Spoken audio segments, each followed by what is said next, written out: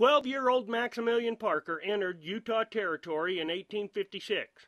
At first, his family settled in American Fork. Later, they moved further south to Beaver, where Maxie met Ann Campbell. They were married in 1865 and gave birth to a son on April 13, 1866.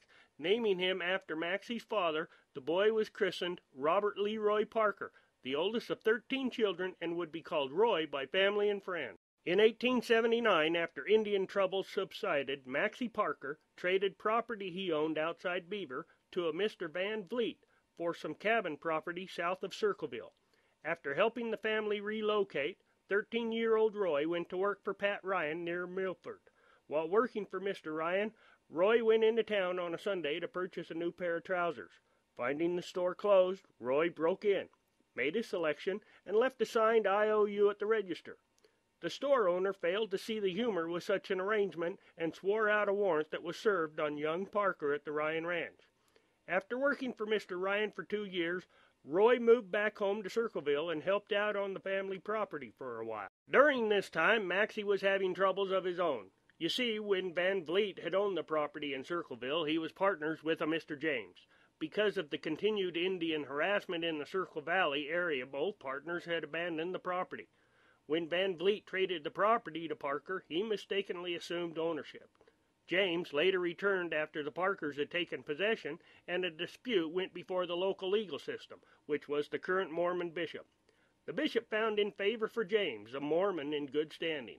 The Parkers were allowed to keep the home, but the larger part of the better acreage went to James. This supposedly left Maxie with a large financial loss, as well as a strong disliking towards the Mormons. 15-year-old Roy soon hired out to Jim Marshall, who owned a dairy ranch about 8 miles out.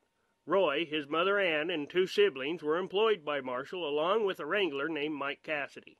Roy began spending more and more time with Cassidy, who he found out had a secret part-time job rustling.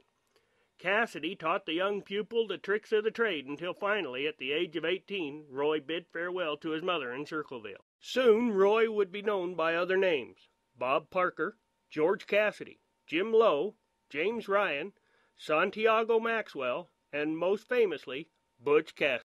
Butch Cassidy is remembered, like a lot of romanticized outlaws, as having a Robin Hood type of style. If this were true, it would stand to reason that he would try to help out in his own family's financial situation. However, aside from a couple homesick letters to a younger brother, no such assistance was ever offered. Not that the family would have appreciated ill-gotten gains, but it seems that Butch's generosity was more legend than fact.